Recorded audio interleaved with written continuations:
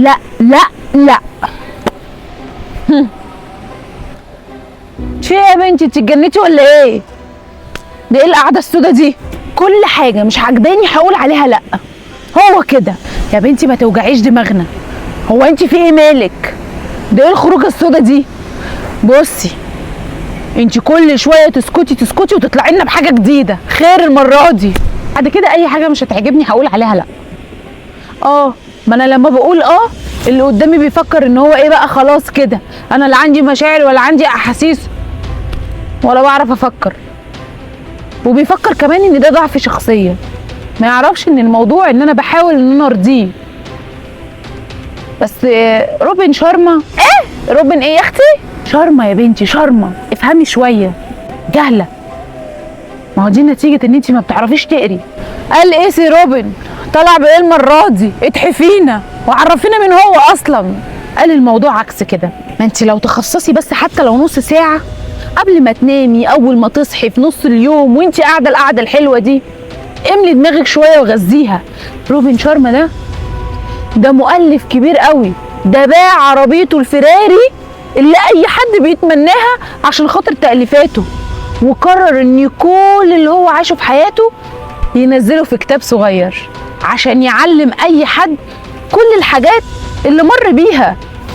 ما هو كل ما حد يجي يتكلم يقول لك ايه، هو انت هتعملي فيها فيلسوف؟ لا مش فيلسوف، وهو مش فيلسوف، ده بني ادم طبيعي زيه وزينا، مر بحاجات كتيره احنا مرينا بيها. بس للاسف الجهله اللي شبهك هيقعدوا يتفلسفوا ويقعدوا يقولوا. المهم ان روبن شارما ده، عايزه اقول لك ان اصلا كتابه من اكتر الكتب اكثر مبيعا في العالم كله. عمل 101 درس للسعاده وللنجاح، هو مر بيهم. ما هو ده اللي انا بحاول افهمه لك وافهمه لغيرك. اي حاجه انا بمر بيها سواء حلوه ولا وحشه بقولها، واللي ممكن يستفيد يستفيد، واللي ما يستفيدش يسد ودانه عني. المهم اني من ضمن دروسه دي لا لا لا. يعني ايه لا لا؟ يعني انت اي حاجه مش عاجباكي لازم تقولي عليها لا. اي حد يجي عليكي لازم تقولي له لا. اي حد يحبطك لازم تقولي له لا. واي حد يصدر لك طاقه سلبيه قولي له لا. فهمت قصدك؟ يعني انا المفروض افضل اقول للناس كلها لا، اهلي لا، اصحابي لا، في الشغل عندي لا لا لا لا لا، ولاي حد غريب لا. صح يا دودو؟ غلط يا حبيبي الدودو، غلط. ايه اللي انت بتهببيه ده؟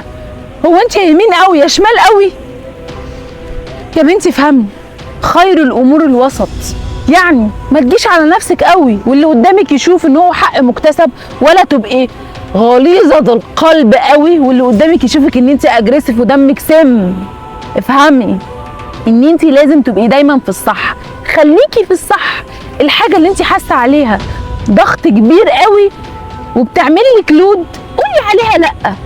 والحاجه اللي تقدري تعديها ومش هتاثر فيكي قوي قولي وممكن في وقت تحسي ان انت جايه على نفسك عشان خاطر ناس بتحبيهم وهتسعديهم قولي بس لو حسيتي في وقت ان دول اكتر ناس هيأذوكي لازم تقولي لا. اتعودي تقولي لا للأذى بس، وللحب والطيبة والمعاملة الكويسة خديها بالأحضان. ما هي المعاملة الطيبة مفيش أحسن منها. فهمت يا غبية؟ فهمت.